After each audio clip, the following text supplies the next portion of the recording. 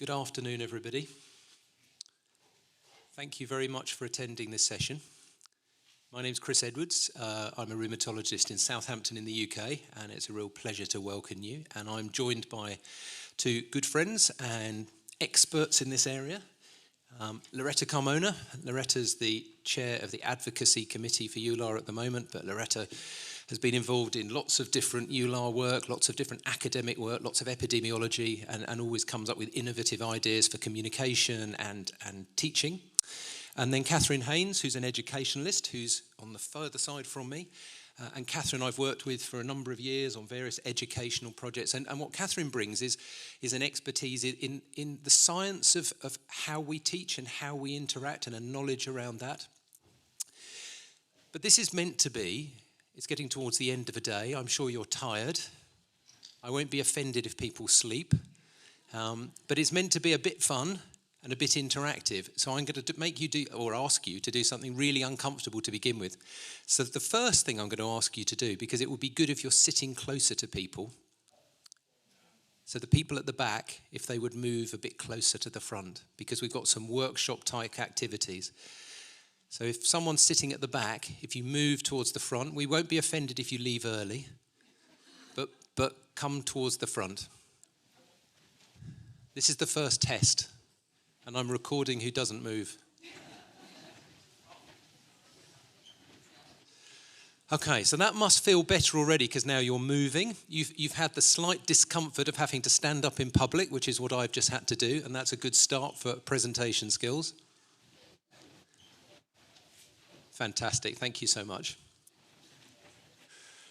Okay, it will become clear why this is helpful in a moment, but thank you for doing that. It's never nice to ask to move, never nice to be asked to move.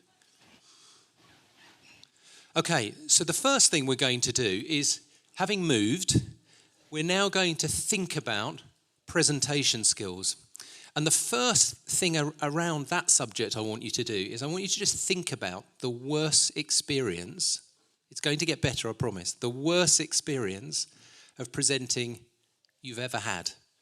And I wonder if you could think about the three things that were worse about it. It might be that you were nervous. It might be that your tongue got stuck to the roof of your mouth. It might be you tripped on the way up to the stairs. It might be that you got lost on the way to the lecture room and you were late. And what I'd like you to do, just for a moment, is to write that down on a piece of paper or to type it into your mobile phone. And this is for a few reasons. One, it's to really look at what those awful experiences you've had. We've all had them. I'm going to tell you about many of mine in a moment. This is in some ways a confessional where we're going to share things and be stronger as a result. And then at the end of the session, those three things, if you've thought about them, if you've written them down, if you've typed them into your mobile phone, you're then going to either destroy that piece of paper or you're going to delete it from your phone. And when this is done, when we've talked about bad presentations, good presentations, and the science around presentations, when you've done and you've deleted it or destroyed it, it will have gone. And the next experience of presentation will be better. This is the hope anyway, so we'll see. Okay, so I'm going to start. I'm going to move over to the lectern in a moment. I'm going to start with the first talk, where I'm going to talk about some bad experiences I've had. And if you were planning to give a really bad lecture, the worst presentation you can possibly imagine, I'm going to tell you how to do that. All the skills you need to give a terrible, terrible presentation. So I'm just going to move to the next microphone.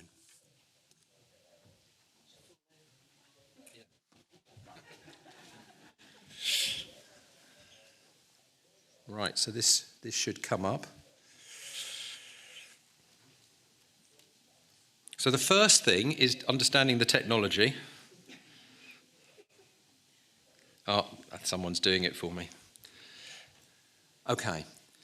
Right, so we're going to go through a few things. I mean, this is a little bit light-hearted, but they are things that people do. You may recognise some of these things as I go through it. And if someone wants to shout out, disagree, say, I've had that experience. If it's one of the three things that you've written down that were bad experiences, then let us know. Okay, no disclosures for this really. Okay, so this is a warning. Now, you know organisations like Alcoholics Anonymous, they get together and they share experiences. And although that's a serious forum in which people are dealing with addiction, we're going to use that idea to some extent. So I'm going to start off by saying my name is Chris and I have given bad presentations. And I'm going to show you the reasons why I think I've given bad presentations. And we were just talking things that have gone really badly for me. Definitely my mouth becoming so dry that my tongue is stuck to the roof of my mouth. Trying to prepare too much, we'll come to that in a moment. Trying to know every single thing about the subject because that clever person in the front row might ask me one question rather than thinking about, this is the overview, this is for most of the audience, this is what I can learn within this time. So here's the warning on here. So we're going to demonstrate the knowledge, skills and behaviours required to give a truly awful talk. Okay, so if you're giving a talk tomorrow, use all of these skills, please. And these subjects come from bitter experience and it may be traumatising. So if people turn away or cover their eyes, I'm going to understand. Okay, so imagine this. Imagine the scenario. Imagine those three things that you wrote down or typed down. Imagine those worst presentations you've ever given and the reasons why they're bad, because that's the key, isn't it? It's to understand what it is that's bad so that you can try to alter that behaviour and be comfortable. But also remembering that we are all different people and we will all have slightly different approaches to doing this, but I think there are some commonalities that can help us. And then I want you to ask as I go through, why was this experience so bad? What did you do that was so bad? What did I do that was so bad? So remember, this is about the worst talk you can possibly give. So these are the things that you must do. You must leave everything to the last minute. Don't plan in advance. Don't prepare. Why would you prepare? No one clever prepares. Much better to turn up at the last minute and know nothing about what you're going to talk about. Definitely don't rehearse. Don't spend the time thinking about the subject matter. Don't spend the time looking at each slide to try and think, what are the key messages on that slide? Don't do any of those things, and definitely don't practice to other people or practice to the mirror so you get used to saying the words. Definitely don't do these things. Now, when I was coming to this room, I definitely didn't plan the journey because I wanted to make sure I was as late as possible, and I wanted to make sure I made a mistake in which room I went to. That's completely vital. And what's really key is really don't consider the audience. I don't care in this best, worst presentation what any of you think, what your background is, and therefore what you're likely to want to hear. It doesn't matter whether you're doctors, nurses, patients, anyone, I'm going to give exactly the same talk, so I'm not going to think about the audience. And another vital thing is to make sure you don't eat, don't drink, and don't go to the bathroom for several hours beforehand. You should be hypoglycemic, dehydrated, and busting to go to the bathroom. And we've all had that experience. You get there and you didn't quite go, and then your bladder gets more and more full, and you wish you had a bottle of water, and these things happen. Now, we got here early, actually. We were here and prepared, so I wasn't fulfilling all of the criteria for a terrible presentation. But it is really important, just like the picture of this man running, to arrive late. Don't arrive on time. Nobody giving a good presentation arrives on time. And it's really important you don't check anything about the audiovisual equipment, that you don't know how to advance the slides. And some of the best speakers in terms of giving a terrible presentation are the ones that get really frustrated with the technology. It doesn't work, it doesn't work, it doesn't work. They should have arrived half an hour earlier and they might have understood how it works. So if you're giving a bad presentation, make sure you don't know how the AV equipment works. Here's Madonna. Do you remember this video footage? She was performing, and I guess she probably had practiced in advance, but fell backwards down the stairs as someone tugged her. So it's really important you don't check your route to the podium. Don't look for trip hazards. Don't look for little flaws in the carpet. Don't imagine how you're going to get there. And probably if you're going to speak and be introduced, either stand right at the back so there's a long way to come through the audience, so it takes a while before you get to the stage, or in a slightly creepy way, arrive on the stage slightly before you're introduced. I think that's even better. and stand by the person introducing you. Okay, I've started doing this already. Grip the podium really tightly. Don't let go. Whatever you do, you must grip the podium. And it's important you don't introduce yourself because they'll know who you are. They've read the program. Don't ever feel confident enough to say your name. You don't require that.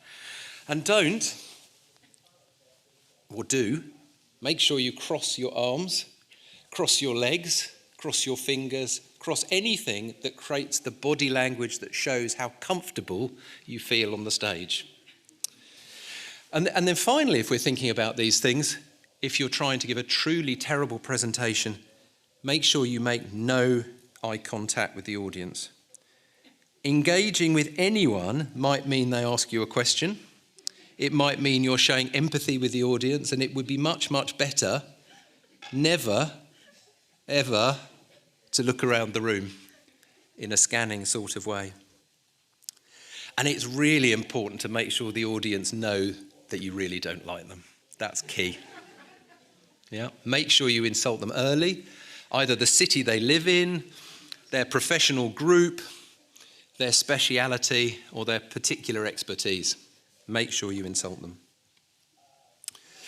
Another thing that's really important is when you think about the way you're going to present, that you make sure there is no logical flow at all. We're in Denmark. Here are Hans Andersen's fairy tales. These stories have beginnings, middles and ends, and they have a hero, a common theme that follows all the way through. You don't want any of that. No beginning, no end, as haphazard as possible, and make sure there is no common theme and no hero.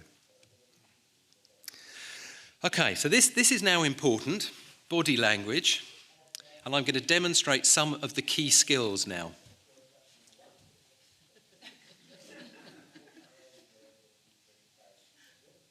And you should stand long enough that people start to feel uncomfortable as you're pointing the other way, and sometimes pause for such a long time that they're not sure that you're going to speak again.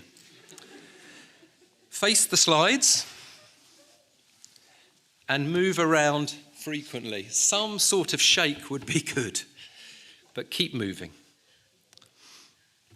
Now, I don't have a laser pointer, but this is your friend. If you have a laser pointer, you can shake it around as much as possible. You can make sure you shake it so no one knows what you're pointing at. That's vital. Shake it with two hands is even better. And point it directly at the audience occasionally. Fantastic. There you go. That's exactly the skill required to give a truly awful audience. You don't need to make the lightsaber noise, but just make sure you point it in people's eyes. Very important. I'll give you a bit of time to read this. As much information as you can possibly get on each slide, because you have to make sure you don't miss any information. It's really important that everyone knows that you know everything about the subject and it's all crammed onto one side. And if you can say the same thing again and again and again and again and again and again and again, that's useful as well. It's really important to have very complicated slides. It's important not to format them nicely. There should be no symmetry. There should be no balance. Things should overlap and formats should change frequently. And if there's any space, fill it with text. That's key. I'll give you a moment to read that. Photographs are allowed. Okay, now this is a particular skill for giving a bad talk. Now, to be fair, this is sometimes difficult if you get nervous, isn't it? Time changes depending on whether you're enjoying yourself or whether you're really nervous. It can be very slow and it can be very fast. But you need to change slides very rapidly. Don't let people read them. You've got a lot to say. Do not pause. Don't slow down. Pauses and any punctuation are your enemy. Fill all the available time and space with complicated words. The bigger, the more complicated words, the better. And as you go through this, you should get faster and faster and faster and faster. That's a vital skill in giving a terrible lecture. And then having gone very, very, very fast, and this definitely happens, but it's an important skill to have, You need to use all your energy up at the beginning of the talk so that by the time you get halfway through, it's really difficult to continue. As I said, use the energy up at the beginning. Have nothing left for the end. You want people to leave on a downer.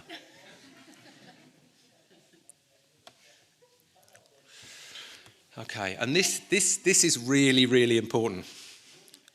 Did any of you, when I said write down the 3 worst things that happened to you giving a present, did anyone draw this picture? This is how I felt.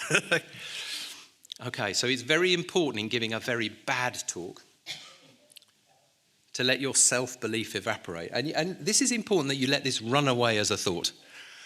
Why am I here? I'm definitely not good enough. They made a mistake in inviting me. Do they really know who I am? Do they know I have no qualifications in this area? I've never done this before. I've forgotten what to say. and panic. Get into a negative mindset that you can't get out of and stay in it and spiral down and down and down. Because if they've invited you, they probably have made a mistake.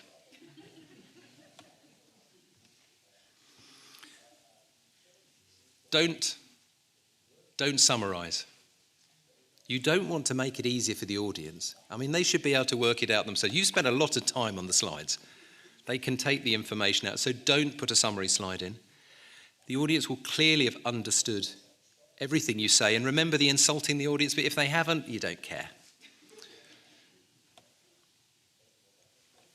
And I think maybe, Catherine, you're going to talk a bit about answering questions, because this is something that sometimes is quite scary and important that you do badly if you want to give a bad presentation.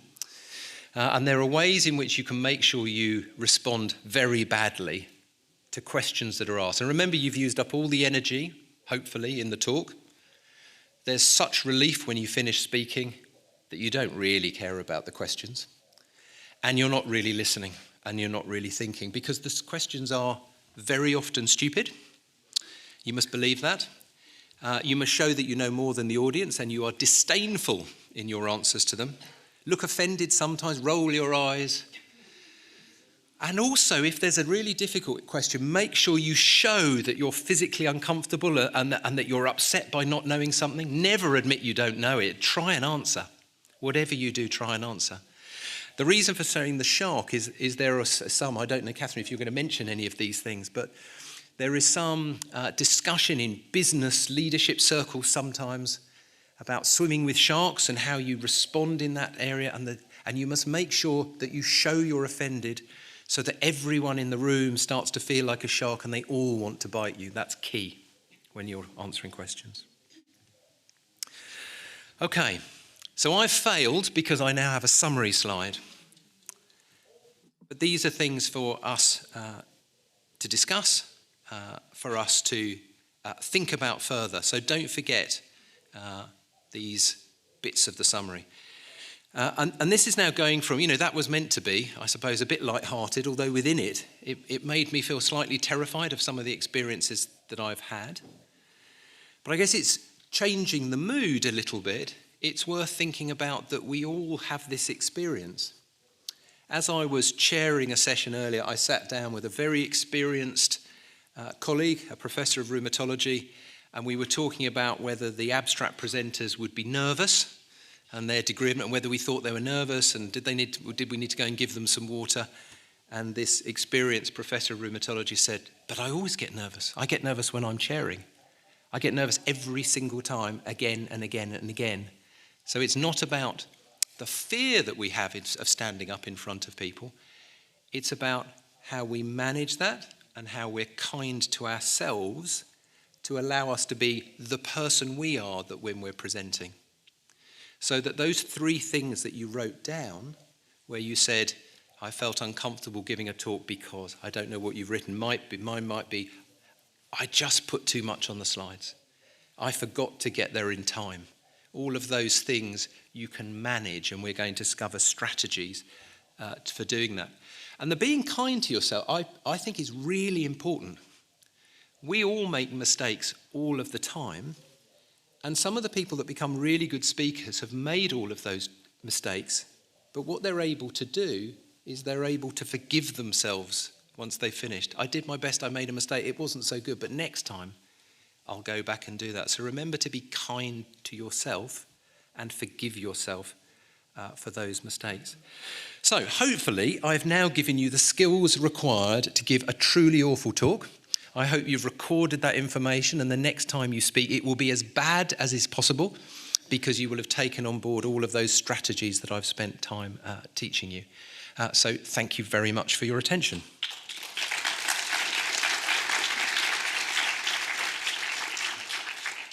Just checking that you have gone out of role now, have you?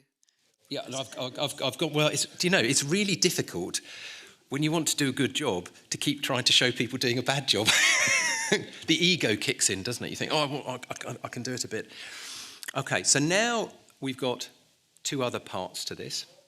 But I wonder if anyone had any comments, anything they wanted to share. Did any of that chime with how you felt with giving talks? Do you forgive yourself when you make a mistake? We all have these things happen. Everyone that has this happen to them. Famous actors, famous musicians, they go on stage and completely dry up, but then they go back the next day. Is there anything anyone would like to raise? Or maybe my colleagues? I once got bored in the middle of my own. I said, I'm very sorry, I'll try it better next time. Because a bored speaker cannot be an interesting speaker. That is true. And in a little bit later, I'll be asking you to think and talk maybe with the person next to you about something personal and private to do with your own self giving presentations. So don't worry if you don't feel like leaping up to a microphone at this point. That's one of the ways we will encourage interaction, by inviting you just to talk to one or two people nearby. Yeah, and that's why we wanted to get you together and closer. Okay, so I'm going to hand over, I think it's to Loretto now. We can do it whichever order, but I think this is the order. And Loretta hopefully is going to tell us a bit about giving a good presentation, although I know you really want to give a bad presentation. So thank you very much, Loretta. It might be the opposite. When you need to do something good, then it's when you fail, actually. This is a lot of pressure. Yeah. So they will do it for me, or? Did you check the AV equipment? No. Okay. So my talk is about how to give a good scientific presentation. And I'm very, very nervous, to be honest. This is not a good topic for me. So this was me when I was young, and I thought I was doing great science and great posters, as you can see there, very, very easy to read. And my presentations were all like that. But I was kind to myself. No, I wasn't kind to myself. I've never been kind to myself. I'm usually very kind to others, but not to myself. So when I got some feedback, in Spain they never give you feedback, never. They give your feedback to somebody else, so they look at you like, ugh. Okay, but then I went to the United States and they gave me feedback, so I learned how to do it. So they said first to start with a story, and this is my story, how I improved actually in giving presentations. And actually what I will present is how you can actually organize your presentation to give it well. Okay, so first of all, you have to have a very clear objective for your presentation. It's not the same to give advice on how to give a good scientific presentation, which is what I have to do right now, that what you have to do in other instances, like, for instance, to give a talk in a congress. So in any presentation, whatever is a presentation in a congress, is a lecture, is a class, you have these 4 boxes I'm going to discuss. One is content, the other is design, the container, and then public speaking. So we've heard a lot about public speaking mainly, but yeah, some about design, but not much about the content and the container. So the content, you have to be very clear about what is the objective of your talk. So in this scenario is actually to disseminate the results of your research, but maybe in some other scenarios is to convince somebody to get funding for your research, to report to a board, to give a lecture, like here, one after the other, to teach a class. Is completely different, the script. So the general requirements are for everybody, but the script will be different. So for a typical Congress abstract, I'm going to focus just on that, which is now a presentation more or less with 10 minutes with questions. My advice is that you put the title in the screen, but you do not repeat it, because usually the chair has just given the title. It's the only thing the chair can do, because that's the only thing they can read. So do not spend a lot of time repeating the title, unless the chair forgot, right? Or it's a different one, like it occurs just in that session. Okay, then the introduction should not be more than 3 slides. For basic science, you need more, because it is very difficult for the audience to understand where you are. But for clinical science, perhaps with a couple of slides, it's enough. Then the objective should be in just 1 slide, okay? The design, sometimes we forget, but the design, perhaps with a figure, could be presented in 1 slide. Something about the subjects or the study units, if you have animals or you have cells or whatever, but something to understand where they come from and how they were selected. And then somebody about the variables. Do not mix everything in a slide, just go separated. It's the same stages as in a project. This is how science is presented. And then focus on the main variables, and then the descriptive variables are not so important. Then the analysis, sometimes we are very uncomfortable with analysis. So sometimes what I do, if I do not understand some part of the analysis, I just put it in there, but I just repeat the parts that I understand. And then the results. Something that is relevant to presentations for all abstracts, so that people can follow, is to present the results at the same time of the discussion. So saying, these are my results, which compared to other studies is what we expected or not, right? And, sorry, technology. And then the conclusion, okay? Remember that in the conclusion, there is no data. So this will be the 10 minutes, depends on how fast you speak, 1 minute per slide or 2 minutes per slide, then you will have to cut. The content needs to be clear, coherent, and have a message. The message is kind of the story of the oral presentation. So for clarity, you need simple things. Do not put a lot of information. The information needs to be simple. No one is not going to know whether you forgot something, but they need to understand. Nobody is going to complain to understand. All on the contrary, okay? Coherence. If you use the term spondyloarthritis at the beginning, use spondyloarthritis all over the presentation. Do not change to spondyloarthropathies. Do not change to SPA. Use the same terms all over. And then the same with the numbers. If you use 2 decimals, then use 2 decimals all over, although decimals are not very convenient in the slides. And then be coherent with yourself. If you are, you like colors, use colors. I mean, not too much, but be yourself, okay? And who is going to listen to you? Like, this is more like a workshop, so I can downsize or down-regulate myself. But perhaps in a lecture, I can go a little bit further. It depends on whom I have in front or the session. I will speak different languages. And then finally, it's the message. So try to highlight that message all over the presentation. So here, you will notice at the end what is that I am highlighting, and support all the presentation with that. Okay? Then it's the design. So we already went through the content, now the design.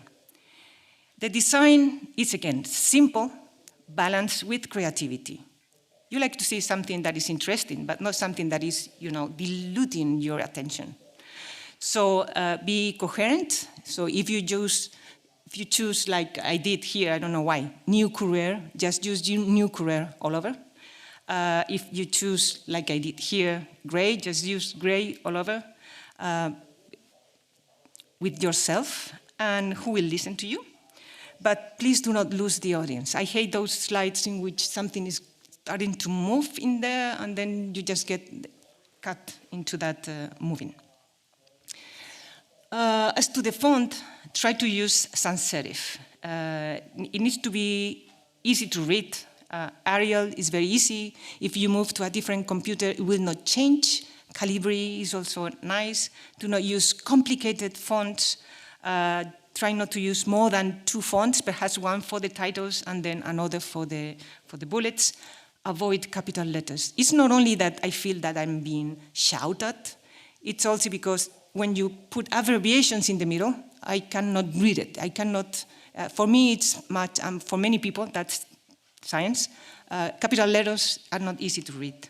The same with italics, and it's the same with the small fonts. So, yes. For the colors, it depends, it has to have a contrast, the background with the font. So if, depending on what you're using, I see the American slides are always have a blue background and then a yellow and a white, whatever. It's just contrast, okay? And you can vary the colors slightly if you just want to show something, to highlight something, but try to avoid too much highlighting. And also the background, the fewer things you put in the background, the better. So use very, very simple backgrounds. So the important here is the message and what you're saying, so you can avoid all this confusion and ornaments and so forth. Per slide, you should not try to fit everything. This has already been said in the opposite direction. Try to fit everything. It's the opposite, of course. Have a clear title and not too much per slide. These are the conventions. Usually they say include no more than 25 to 35 words. Sometimes that's impossible, okay? But try to fit as little as possible. What I do is first I put a lot of content and then I start trimming and getting fewer and fewer and fewer. So every time I see my presentation, I take something out that is not needed, until I still keep the information in there, but it's not as much as in the beginning, okay? And if needed, for instance, if you are presenting science of others, put the reference, but it doesn't need to be very long, just in the button. Then the patterns. Sometimes they say, this is the template of the template for the EULAR presentations. It's crazy, this is no template, okay? So they say, use this template, and there's no template. There's just one slide that has no pattern. It's just informing you how to actually do it, but how to do it wrong.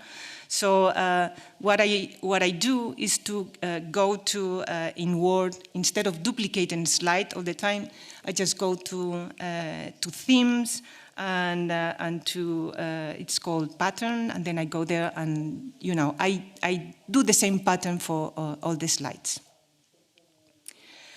So we have content, we have design, we have the container. What's the container? Container is how long you have, what is the time available. You have to confirm because you have to stick to it. This timer gets me nervous. And sometimes one of the worst things that happened in my life is that I had a presentation for 10 minutes. And then when I arrived at the podium, they said, you only got 3 minutes. And it's like, how am I going to do it? So I said, relax. So I said, my objective is, and then I pass all the slides, and my conclusion is. But I read it, you know, because that's the only way to do it right. If you only have 3 minutes, that's what it is. But it was a problem of the chair, not mine. So usually the rule of thumb is 1 slide per minute. Sometimes I speak 2 slides per minute. So you need to know what is your velocity. But usually people have never complained because I give shorter presentations. They have never complained. Well, sometimes they have complained, but then they realize it's a good thing because then they have more time for discussions. That is not good for me, actually, because they ask me questions. Anyway, no, nobody complains. Then the other part of the container is the room. Here, it's a little bit, I mean, I cannot see you very well because I have the flash in my eyes, but you need to see the room beforehand. So coming 30 minutes is a good thing to do. That's true. Also the size is not the same talking here that talking in hall A, right? It's not the same. So of course, hall A is going to make you the hell lot more difficult, everything, yeah. Then the public, serious or less serious. Here you're in a workshop, so we can have some fun, and it's Catherine, and this is friends here, so I can do these things. Perhaps I cannot do this in hall A. And then the media, the technology, you know, Office is going to make a lot of problems, the pointer, if you are in Mac, and then you want to show it, and so I try to make it as simple as possible. And now here we have a Stream Deck, but some other places you just have the computer, you just have to remember very critical keys. One is F5, puts the presentation out, and arrows or enter or space always move your presentation, so you are safe. Whatever you press is fine. Now, we have talked about content design and the container, so my advice is that before we go to public speaking, you order all your slides and everything. So do not take care of the aesthetics too early. First, focus on the content. Then try to write down what you are doing wrong. Try to focus on whether the message is in there.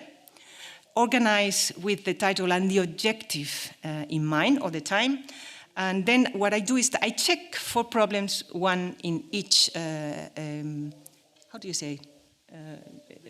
Review, in each review. Yeah?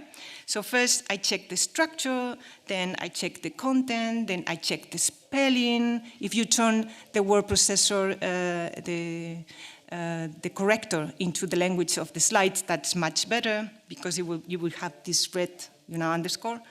Then I go for coherence between the slides and the backgrounds and everything, and then I go to improve the figures and so forth. Then I stop because then when I get too enthusiastic, then I make the mistakes. So finally is public speaking. We have talked already about this, right? Communication process takes the transmitter, the channel, the interferences, and the receiver. The receiver is you. And what I expect is that you get a response. And the response that I want from you is actually to understand which is my message, right? So just think that everything that's bad is going to happen, like the technology, the screen is going to fail, the time is going to run short, everything is going, the mobiles are going to ring, okay? You need to understand that here you want to say 100%. I know exactly what I want to tell you in this presentation of good presentations, whatever that is. What you know about this, it's only 80% in the best of cases. What you actually say is only 50%, okay? What you heard, it's only 45%. I'm being good at you because my voice is usually very low and people don't hear me. What is listened is only 30%. So I started with 100 and now I'm 30. What you accept of what I'm saying is only 20%, and what you retain is 10%. At the end, what you implement is only 5%. So that 5%, I have to have very clear from the beginning what I want you to keep in mind. That is the message, okay? And there are 5 important points for this. One is to know exactly what you mean. That's the only thing that you have. Say what you really want to communicate, not other things. Adapt the tone to be accepted. I mean, you have to be convincing also with your body and with your tone and everything. Say it in a way that is understood. If you have to speak slower, or if you are not an English native, rehearse. And then maintain the attention. And here are some some clues. We cannot stop thinking. We cannot, we speak, but we think even faster.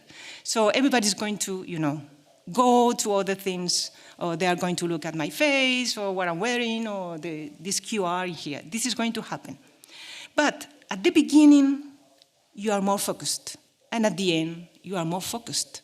So use these two pieces, the beginning and the end, to put your message through. So objective and conclusions are the big messages of your all presentations, okay?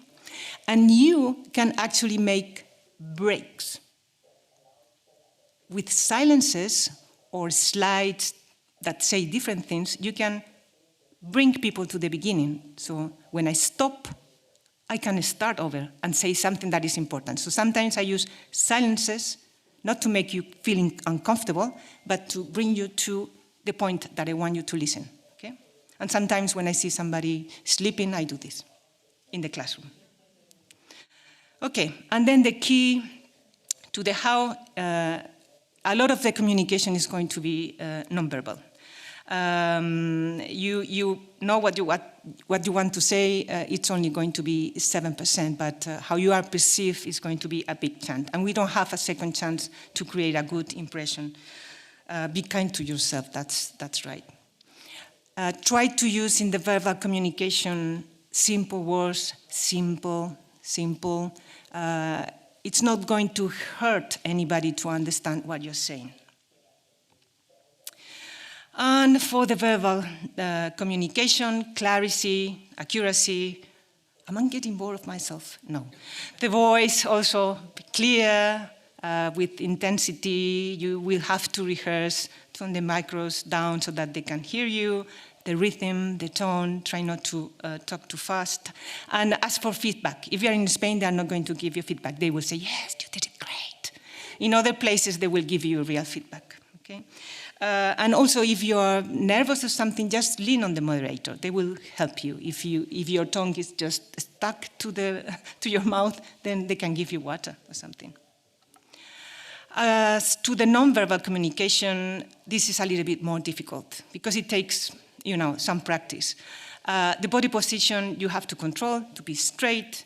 If you just, we had some good illustrations of bad verbal communication, like going backwards and so forth. You are always nervous. Whatever happens, you are always nervous. Even when you are 60, I'm not 60, but reaching. Perhaps if you are too nervous, you can grab something, even the podium, but only at the beginning, okay? Try not to. This is difficult because, when you are short, sometimes you just have to.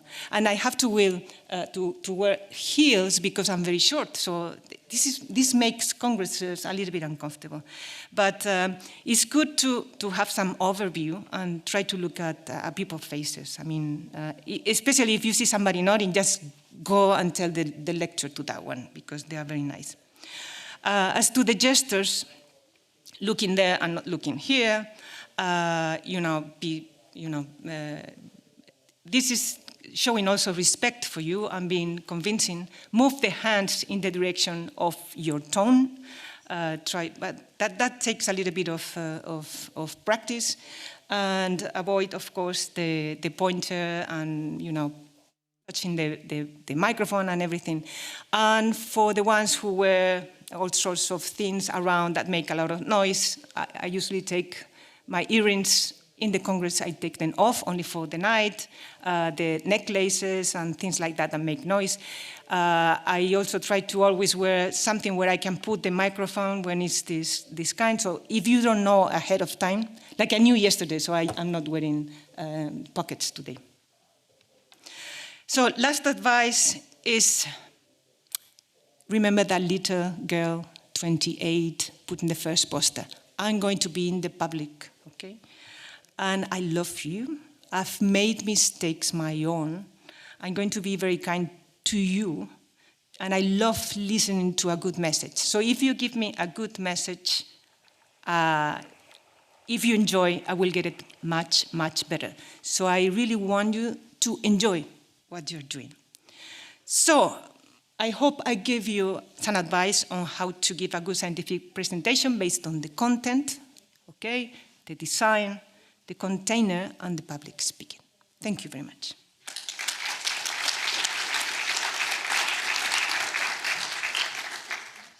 Now, we've just heard from two very expert speakers, and we have 30 minutes left. And so I'm just signalling that we're going to do things slightly different now, so that you will pay a little bit more attention. So I'm going to set things up, and while I do that, I want you to think, what one thing that our speakers have talked about is going to make a difference to you? What one idea are you going to try and apply in practice? And I'd like you to turn to the person next to you, and I'd like you to share what that one thing is. Maybe they're different, maybe they're the same, but this is a way of reviewing, focusing, and helping you remember. So do that now. It'll take about a minute.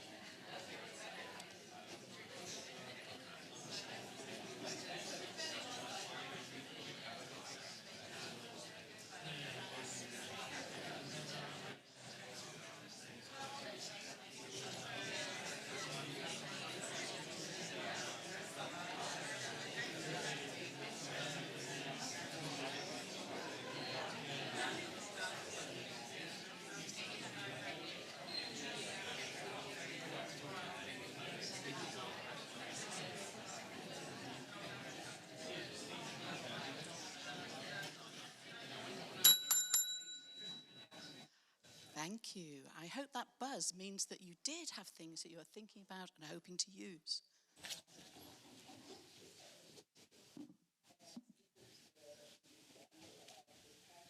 Now, often as the third speaker, I'm sitting there dreading it as the previous speakers go way over their time limit. And I'm madly striking out slides thinking, can I possibly do this in 2 minutes? So I am selecting from my slides, although my colleagues have been absolutely perfect in their timekeeping. And they've given us lots of ideas of things to do.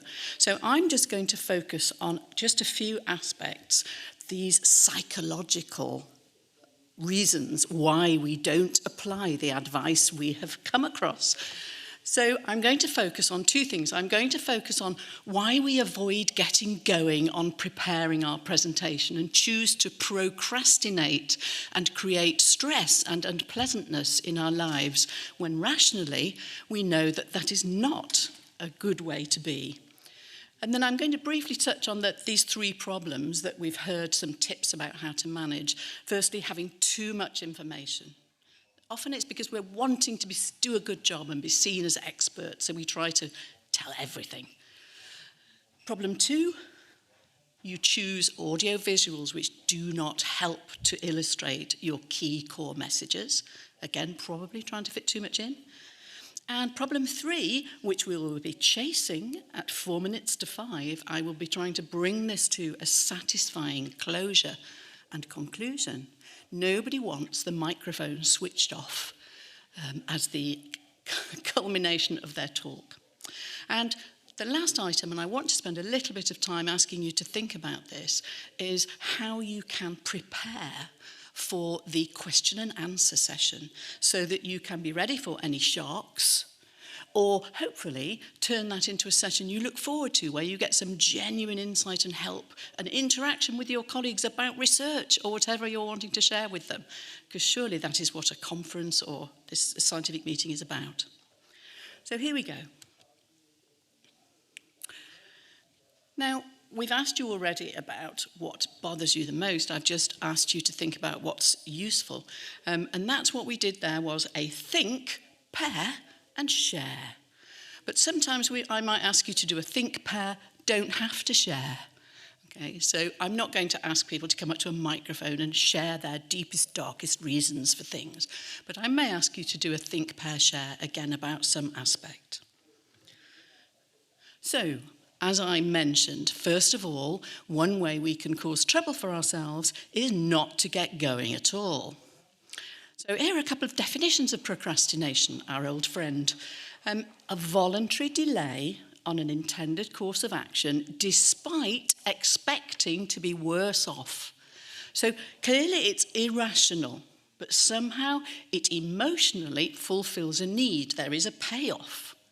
And what's more, it can become an automatic problematic habit. So it's something that you might keep doing. So let's look a little bit more closely at what procrastination is and what that payoff is. So see if we can outwit it. So hidden in this slide are probably some of the beliefs and noxious thoughts going on in your mind. I must be perfect. Therefore, it's safer if I never begin. Everything I do should go really easily and without effort. That's what people who are really good at this do. Here I am struggling with this and finding it hard. Surely that's because I'm terrible. And that's when you create those clouds of self-doubt, which Chris movingly described earlier. I should have no limitations. And, if I'm not going to do this perfectly, I don't want to do it at all. So this is from somebody's research into qualitative research, finding out what people's justifications were when they were procrastinating, what was going on in their minds. Some of these are quite interesting, like following someone else's rules mean that I'm giving in and I'm not in control. So the epitome of being controlled by someone else is to be at a congress and have the sound switched off and have to follow a certain set of rules. And part of you may be rebelling against that. And if I show my real self, people won't like me. So here we are, we're in the chimp brain here, aren't we? With lots and lots of beliefs that are unhelpful and going around. And in general, what's happening here, the cognitive error, is believing that your performance is exactly equivalent to your ability and is therefore exactly equivalent to your self-worth. So in other words, anything that goes wrong and isn't perfect means you are a failure and a disaster. So what can you do? If you procrastinate, this is how you can protect yourself. So this is the payoff that procrastination is achieving for you. It's stopping these toxic thoughts, and it's trying to protect your feeling that if you make any wrong move, it means that you are useless and have failed. And I wanted to look further because we don't just procrastinate about preparing for talks and important things. We do it at work as well. And when you get right down to it, my analysis is there are two common causes for procrastination. So I wanted to share them with you because I found them really helpful. And it was many years before I actually narrowed it down to this. So the first common cause is, actually, I don't want to do it. So this is the little person's marking out the person for a task. You've been given something to do. Do you actually resent doing that task? Does part of you not want to do it? Should it be you? Should it be someone else? That's the kind of task that you'll find it more difficult to get to grips with. And first, so what is your alternative? Perhaps when you recognise one of those tasks, you need to go back and renegotiate. Perhaps it shouldn't be you. Or you certainly need to work on your attitude. Otherwise, it will sit there and you will procrastinate and it will create unpleasantness for you. The other category is, I don't know how to do this. So I don't know enough about this task, the ill-defined task. And that also sits there and is a candidate for procrastination. So again, here's the person asking for somebody to help them out of the hole. As soon as you recognise you've got an ill-defined task, immediately get more definition, talk it through with somebody, get somebody to help you define that task. You may then find that actually it shouldn't be you doing that task. But these are the two traps that make it highly likely you procrastinate about something. So instead of having those horrible thoughts, I must be perfect, I have to know everything, I I must not fail, try to turn it into a softer set of thoughts. I'd really like it to be perfect, but hey, nothing's perfect. I went to see Professor X the other day and they tripped on the way up the podium and nobody seemed to mind. In fact, the audience doesn't mind if you look a fool. What they dislike is feeling a fool themselves. So as long as you're clear and sincere, they're usually on your side. So I wish it were easier, but it's difficult and I'm going to really focus and I'm going to give it my best shot. So tackle those beliefs. Make sure that you're not taking on things you don't want to do or can't do, and you'll be able to tackle procrastination and win, I think, in many cases. So here's another point. I just want to stop and ask you to think, compare in a pair, but you don't have to share it up here. If putting off work is more painful than having a first draft that you can then improve and work on, what I'd like you to do is think about what you can do differently to avoid creating that procrastination pain for yourselves. Okay, so there's a minute to think about that and maybe exchange a few remarks with the person nearby. Off you go.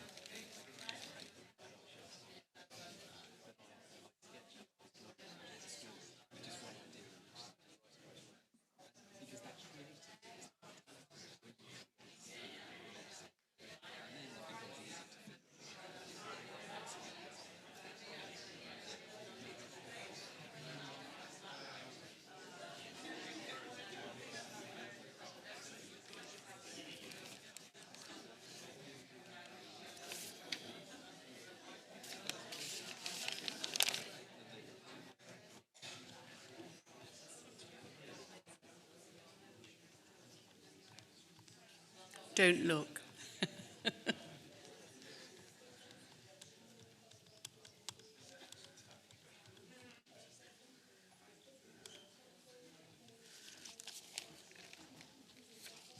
Thank you for comparing some notes there. My colleagues were just suggesting what they do is write in their diary time when they are actually going to do tasks to make sure they don't hide from themselves, and also make sure that it really is your task and your job to do. And I hope you were sharing some suggestions there. So we had some excellent advice on making sure that we don't cram too much information into our slides. We make sure that we select the way to illustrate things very clearly. So the final problem I'm going to focus on here is trying to make sure that you bring things to a satisfying conclusion. And that's because we have about 15 minutes of this session left. So guess what? It's the same answer as for the other things. You have to make sure that you limit the information. You have to make sure it's well illustrated. And then preferably you check that the people your audience have got the clear message you want them to get. That 10%, that take-home point that you needed them to receive.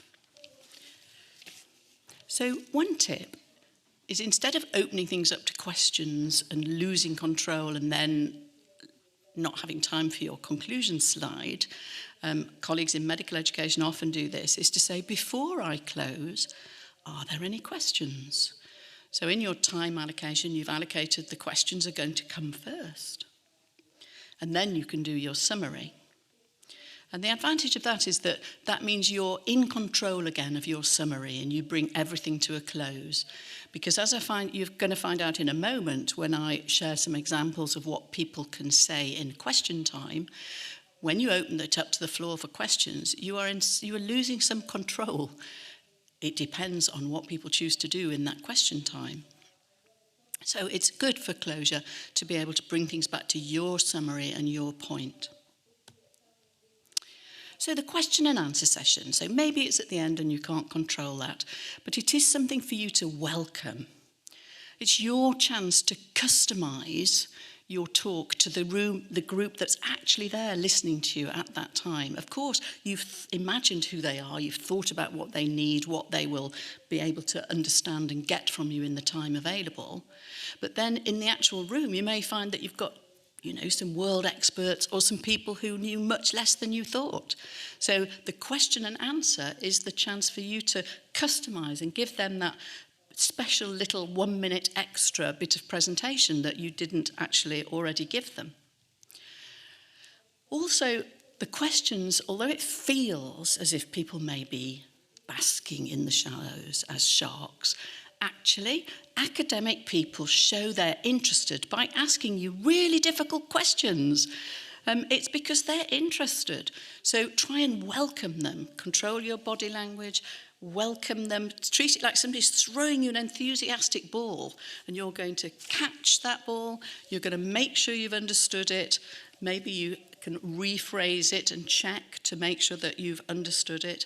And then my tip would be under-answer it. Don't say everything you could possibly say. Pick one important key point to make and then check, because you can't go back from over-answering, but you can always build more on under-answering. So give a very valid main point and then say, and does that help? Does that answer your question for now? And then, of course, if it's a question you can't deal with in that forum or you don't know the answer, you welcome it anyway and you deal with an alternative that can happen. Perhaps you could talk about it outside the forum. Perhaps there's another expert that can answer it. But you just catch the ball and deal with it as a mark of interest in what you've shared with people. So we welcome questions. They help you cover any additional points. They help you respond to any lingering concerns. And they give you a chance to re-emphasize your message. And you could anticipate what questions you might get. And as I was saying, I was just suggesting you listen to that question, you restate it to show you've heard, stay with that question. If somebody begins a speech about me and my work, I'm going to tell you about me in your time. You can just step in and say, please, could you rephrase that as a question? Or the chair can help you. Chairs are very experienced at spotting these situations. Don't be afraid to say, you don't know if you don't know. I'll find out and get back to you. Can we speak about it later? X is the appropriate person to ask. So people are interested. So I thought I'd just challenge you a little with some situations and ask you to confer and decide what you might say in these circumstances so that we've all prepared. So here are 3 situations which I'm sure you've seen. So you've just completed your really marvellous presentation and putting into action all the things that we've shared with you. And that was so successful that people are like burning with questions to ask you. They're very excited. But you have these 3 different types of questioners that we see again and again. We have the unfocused open questioner, where you're not really clear what they're asking. So talk a bit more about this worldwide. So you're not quite sure where to go with that, perhaps. And then you have the limelight questioner, the one who's saying, actually, it's about me. My own work suggests we do this. Goes on and on and on. Not really a question. And then you've got a skeptical questioner, somebody who's sort of challenging you in this public forum. So what I'd like you to do is I'd like everybody at this side of the room to work with another person, and I'd like you to think about what exactly you could say to manage the situation with the open questioner. It's a bit of a gift, this one. How can you use that to your advantage? So the open questioner. Now, in the middle bank there, speak with a person nearby, or if you feel more sociable, with somebody behind you, little group. You're working out how to deal with that limelight questioner. We've seen those questioners, haven't we? They're often very eminent, very senior, very important, so you're going to need tact and diplomacy to manage that. I think, looking at you in the middle, you can manage that.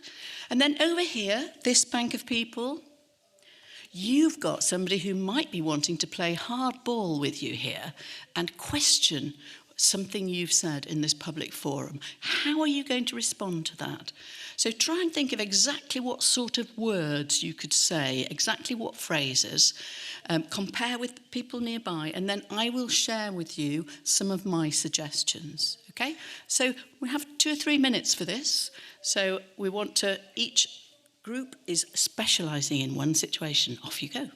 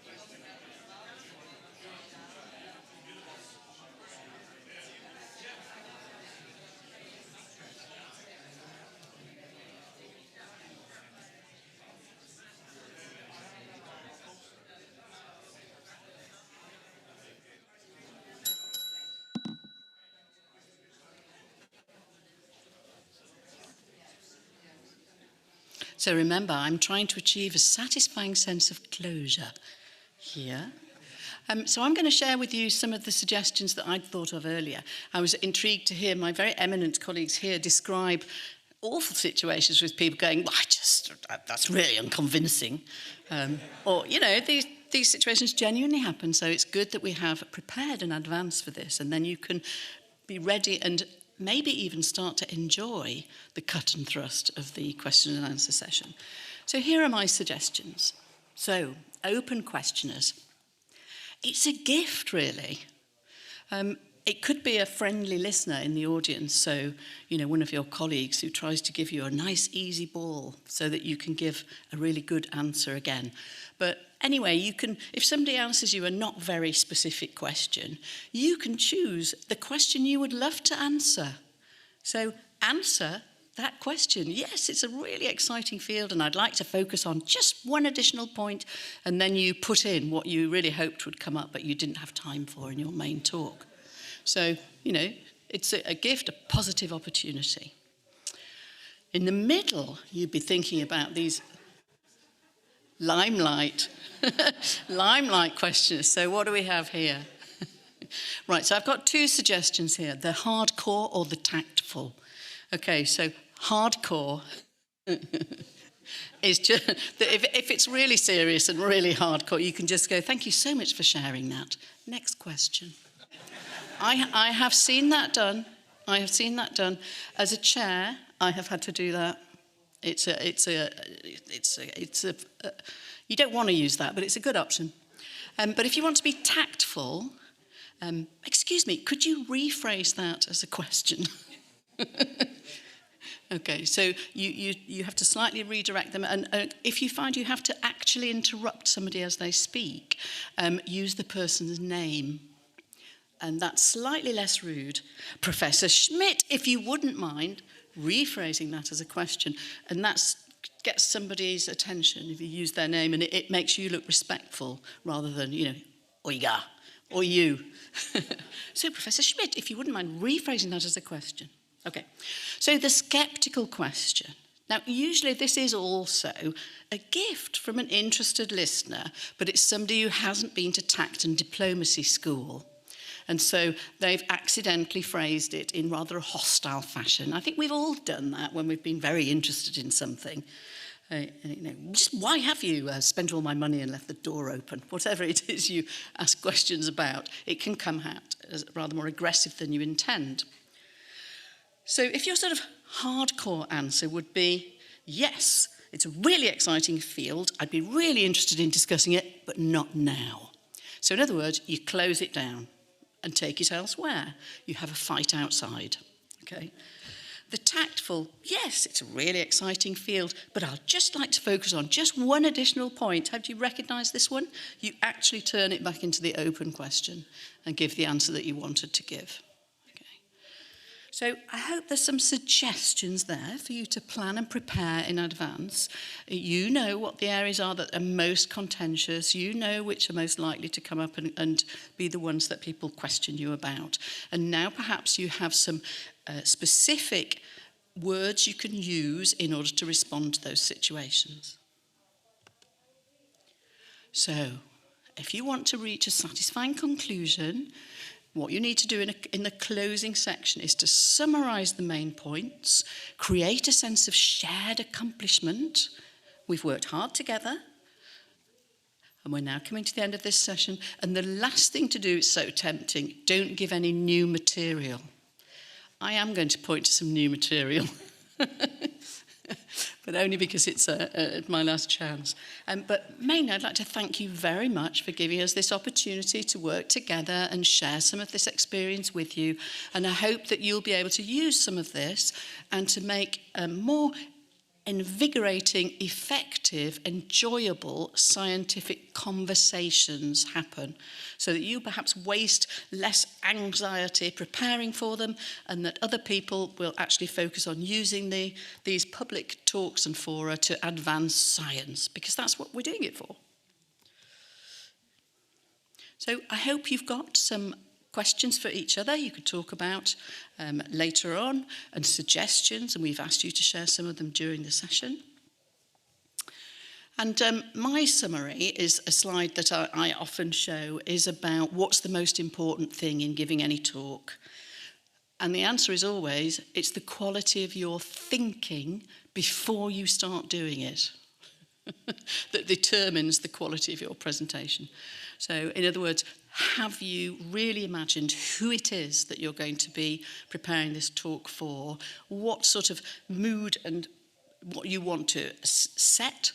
What are your absolute 3 key points? And in order to do that, you'll need to know what they know already. You'll need to motivate them by letting them know why it's important for them, why they should listen, how useful it is, what they can do with it afterwards.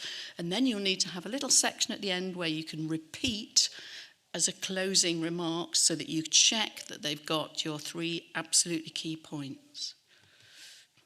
There's some resources here. If you get access to it, I would want to encourage you to look at the work of the late, great Hans Rösling, if you haven't already, because gapminder.org is a charitable organisation. It comes out of the Karolinska Institute. He shares some fantastic graphical resources to be able to animate and explain complicated things in a way we can all benefit from thinking afresh about how to communicate. I also put here's a clip of one of EULAR's past presidents talking, because again, these are people who've practiced putting across messages and talking in various sized containers, as Loreto mentioned. No new material. Thank you very much. That's the end.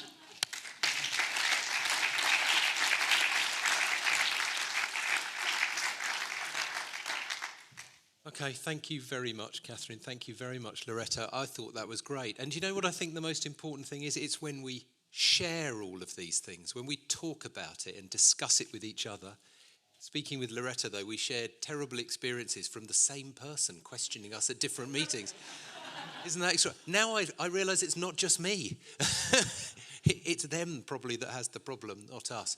So thank you very much for your attention. Thank you so much for joining it. And remember, if you wrote down or thought about or made notes of bad experiences, destroy them, tear them up. They will not happen again. And if they do, you'll learn from them and you'll use them as a way to forgive yourself and do better the next time, because we're all human. So thank you very much for your attention.